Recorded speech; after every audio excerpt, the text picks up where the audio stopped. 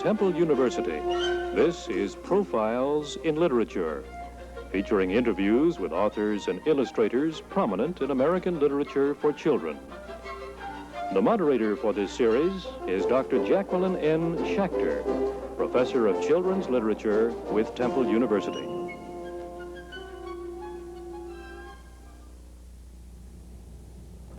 From Claremont, California, near Los Angeles, comes today's guest, Lorenz.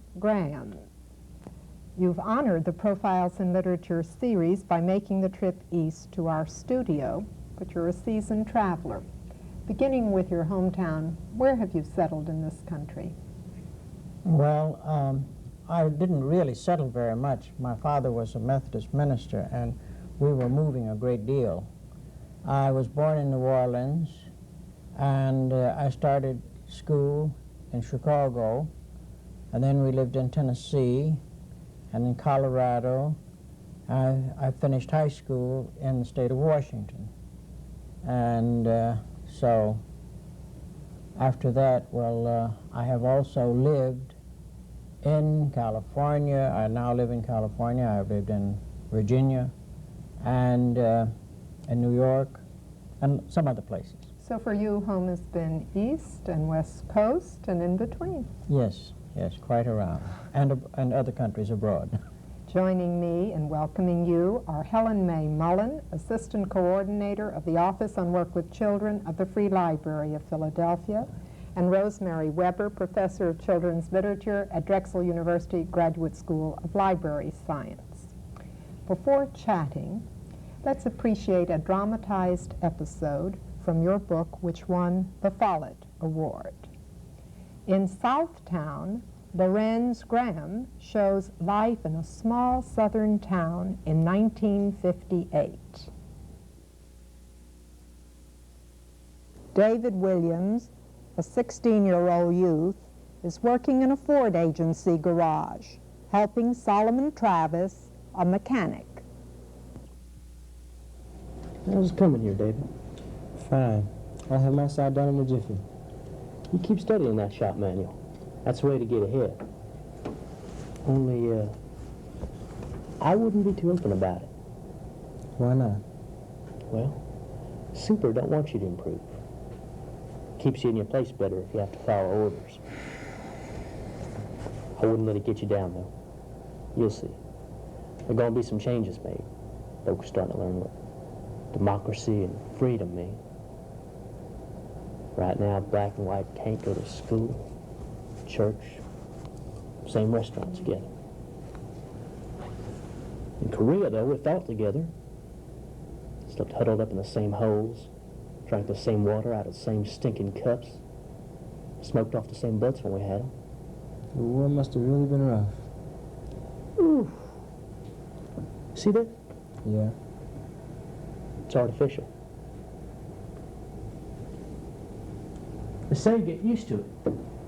Don't let nobody fool you. Ain't nothing can take the place of the parts God gave you. This colored fellow pulled me out that day in Korea. Pulled me out of the line of fire. Went back to get others that was down. He never come back. Out there on that battlefield, them black hospital corpsmen with their stretchers looked like angels. Only they wasn't, because they got it same as everyone else when the time came. Yeah. But by God, if we can fight and die together, we ought to be able to live together. We ought to be able to make a good living, all of us. But I come back to Southtown, back to Pocahontas County, and what do I see? My own folks, poor as rats. Tenants working other folks' land, same as so many of the colored. You see a lot, Travis. Yeah. I got me one slow foot, but ain't nothing wrong with my eyes. Take you, for instance, working beside me. Now, you got savvy. You catching on. When you learn the trade, you got a right to work same as everybody else and get paid the same. Maybe even go into business for yourself. Don't That's let what the superheroes democracy's say all. that. I don't care who's listening. I want to make my point. Now, you take that code mechanic, Joe Broadnax now. He's as good a mechanic as any of us in here. Yeah. Does he get paid for a mechanic? No. Well, I ask you now, does he? Travis, I want to see you in my office. Right now. Okay, Sarge.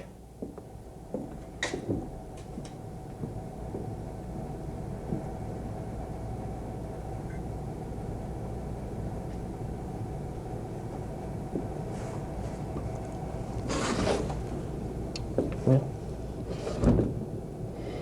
I just got the sack. I'm sorry, Mr. Travis. Sorry for what? It was my fault. You've got nothing to be sorry about. Neither have I. Not a thing. Not a blessed thing. Poor fools would rather die than do the right thing. As for me, I don't care. I'd rather die than be like them. I'm gonna worry about you. Don't you worry about a thing. Here, just help me pack my tools. It's time I was leaving this crummy job anyway. After Travis gets fired, he proves again to be David's true friend. He joins another white worker and fellow blacks in the defense of David's home from an attack by night raiders. Unfortunately, Travis is killed, but David's story continues in sequel books, Northtown, Whostown, and Return to Southtown.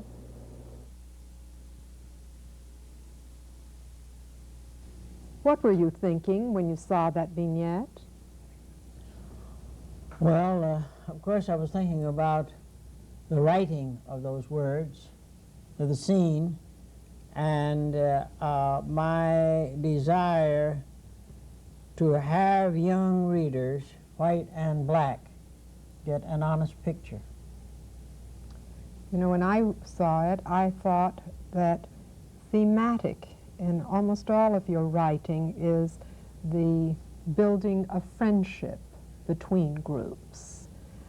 Wonder if you could tell us about a woman in the South, since that was laid in the South, that had a big influence on you. I think this is the person of whom I spoke to you when I was about 12 years old. I was selling newspapers for a nickel, 5 cents, weekly newspaper. And I had quite a route that I covered. This black woman used to buy a paper from me every week. Now I knew that this was important to her. And at one time I was talking to her about having her read a certain piece in the paper. And she said, she smiled and she listened to me. And she said, son, I don't read the newspaper. I can't read. Well, I knew there were a lot of people who couldn't read at that time, but I said, well, whoever you get to read the paper to you, you be sure and have them read this story. And she said, son, don't nobody never read no paper to me. Don't nobody never read no paper to me.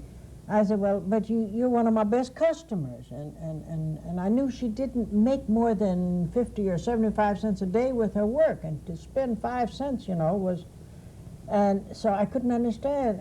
She said, I just does that to help you out. Now, this is one of the big things that I remember.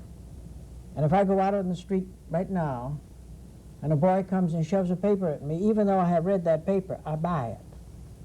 She never knew that I was going to be a writer, I was going to have anything to say, but just to help you out, little black boy, hustling, selling papers.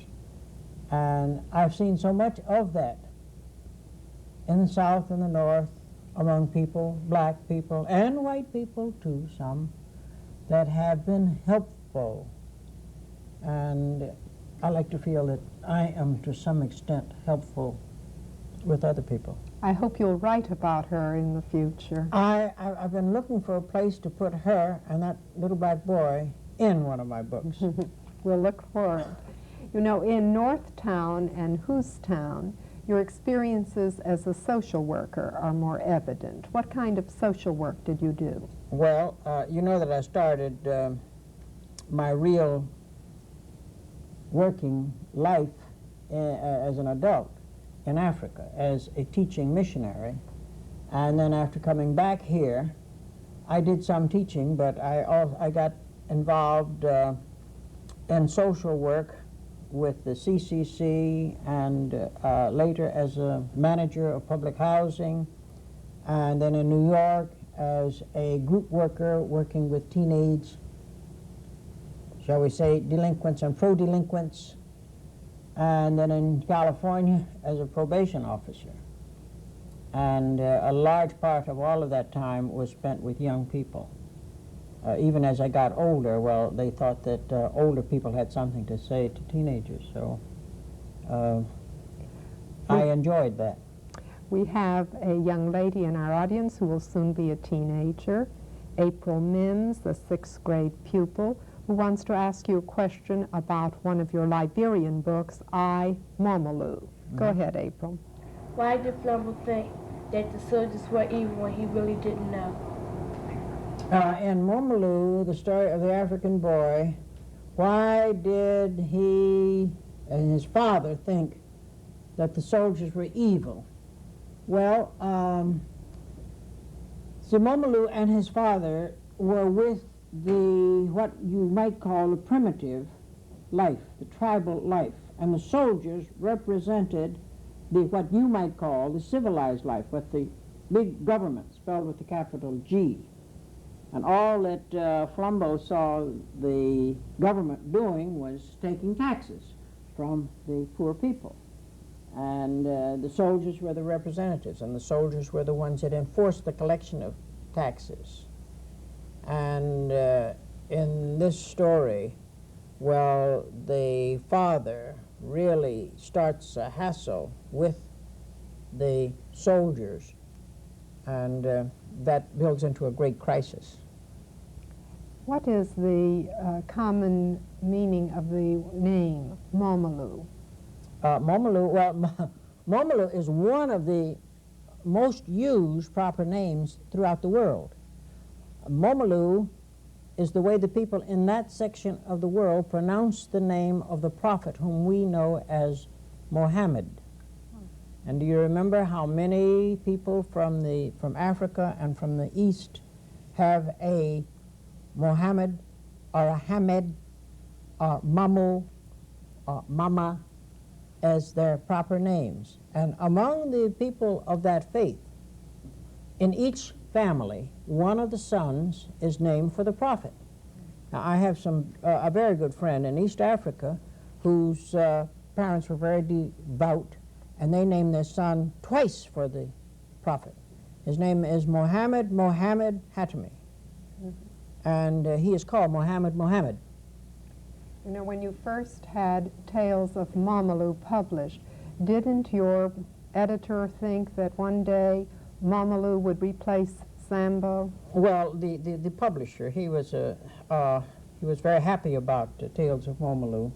This was a long time ago. And he announced me as a new discovery writer, and he said that we're going to have a lot of Momaloo books, and we're going to be in touch with Walt Disney. We'll have Momaloo dolls and Momaloo shorts, and little Momaloo is going to run Little Black Sambo off the shelves of the libraries. And then the publisher died. I've never forgiven him. Yeah, very untimely. And it was 20 years later before the next book of Momaloo, which is I, Momaloo.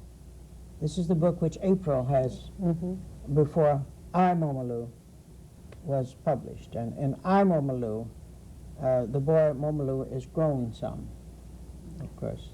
While we're dealing with Liberia, would you please read the beginning of Every Man Heart Lay Down, one of your Bible tales told in the idiom of Africans newly come to English?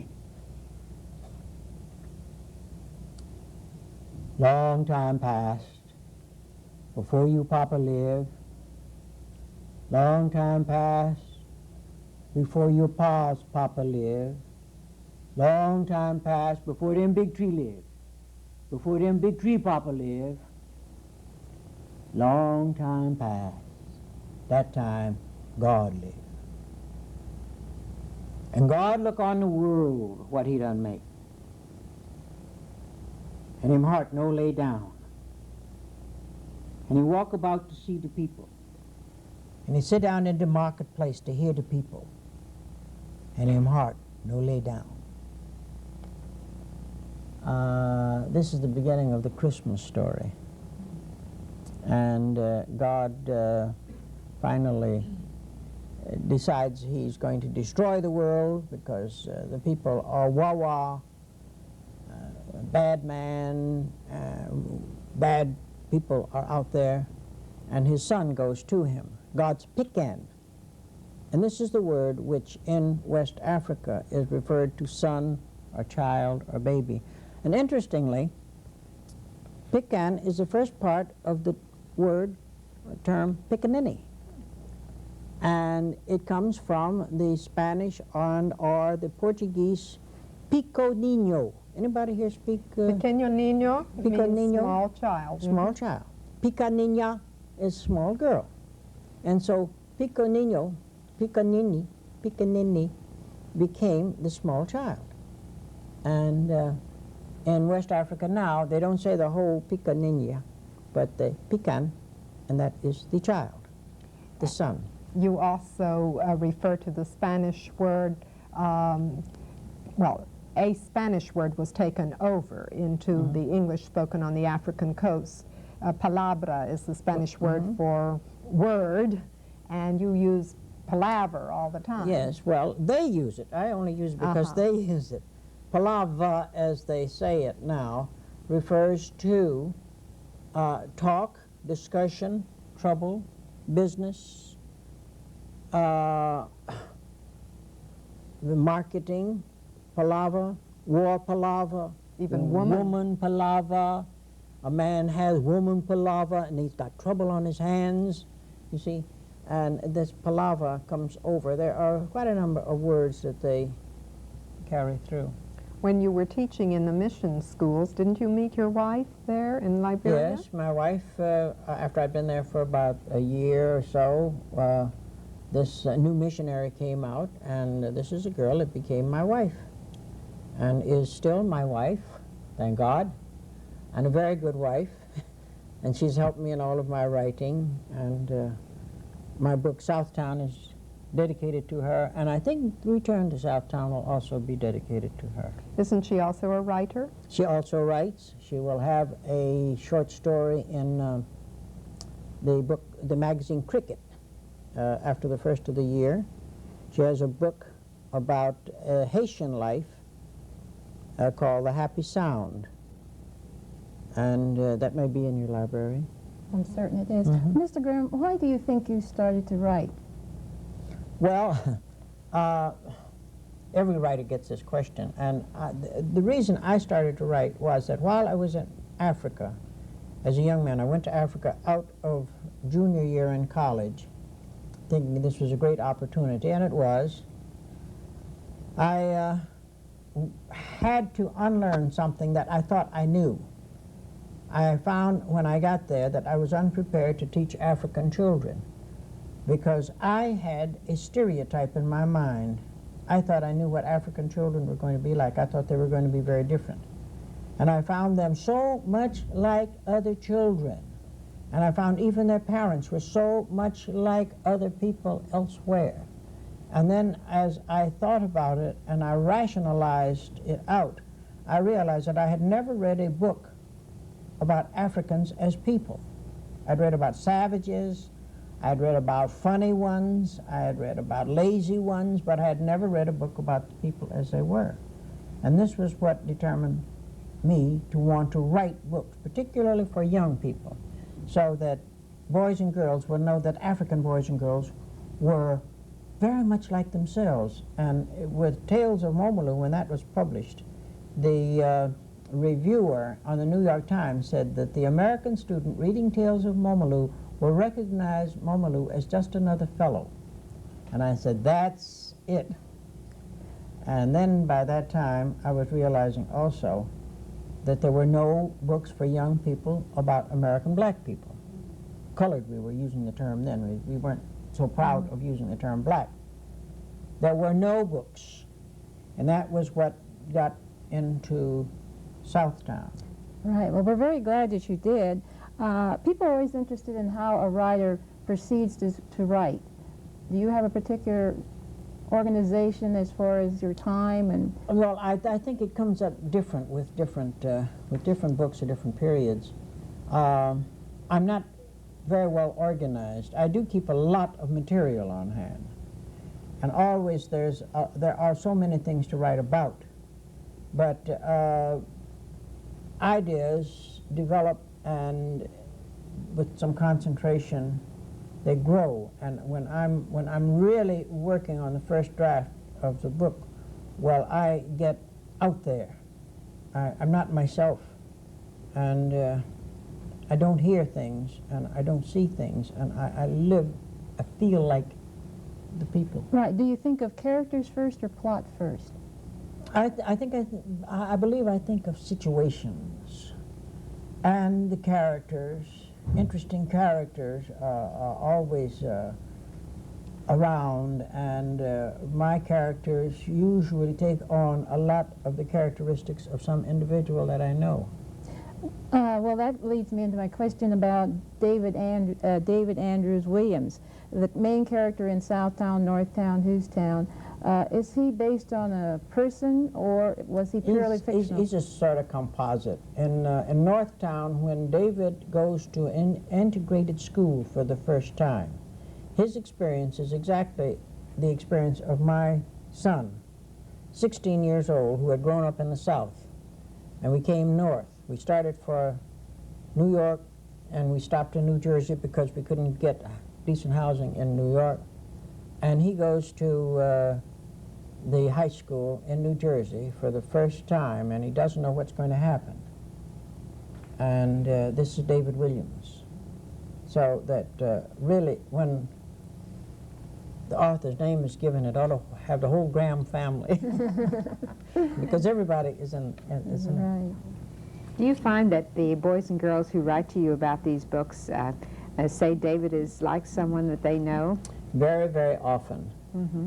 Very, very often. And not only do the young people, but they say, and older people, adults read these books too. Mm-hmm. And a lot of adults have told me that they know exactly when these events took place that I'm describing in Southtown. Isn't that interesting? And some of them say, I went to that school.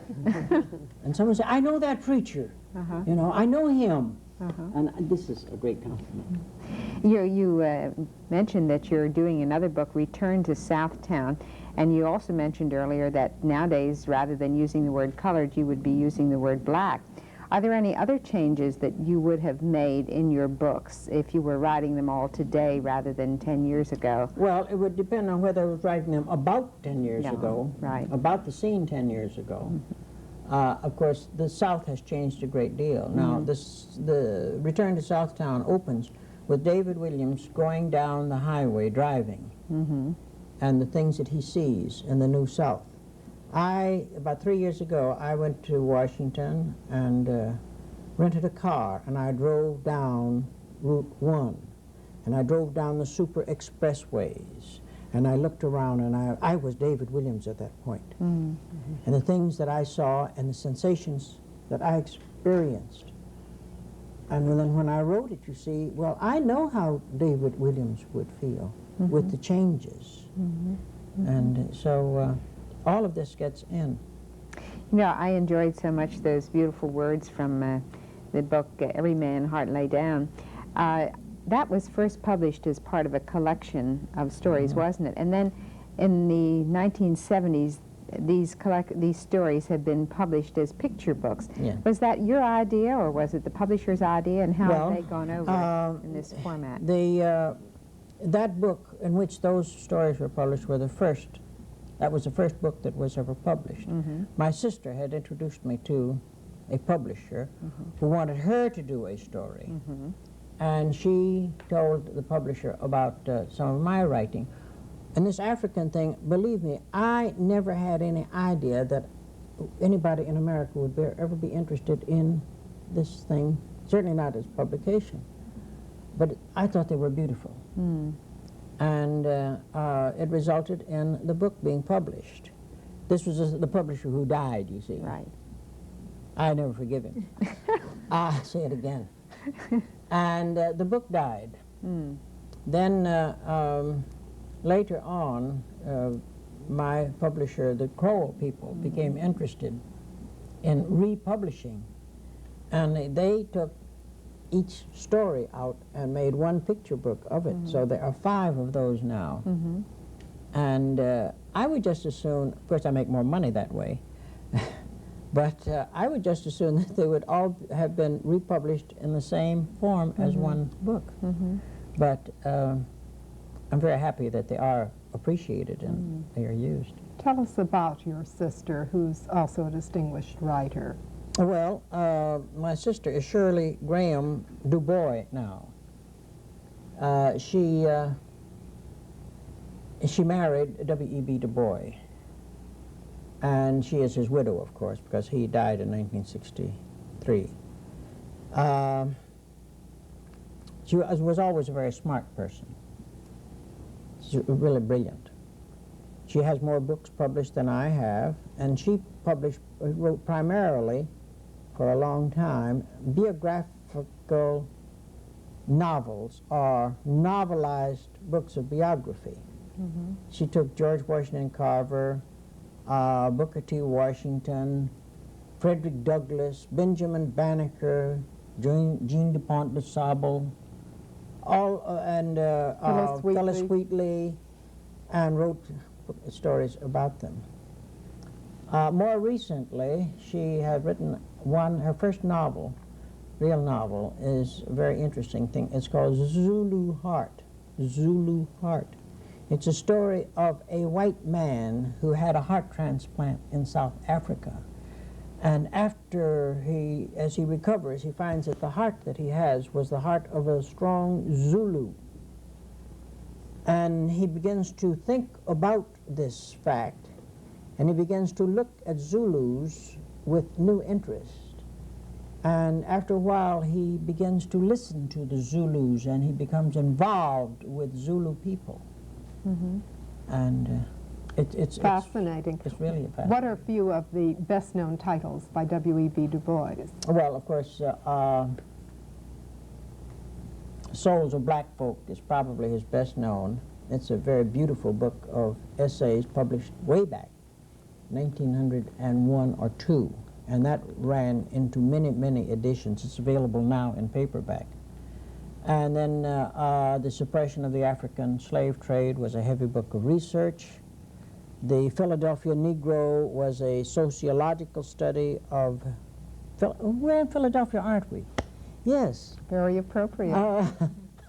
Way back at the turn of the century, under the help of Princeton University, he did a study of the Philadelphia Negro, a sociological study. I'm sure we could really discuss him endlessly, but before we leave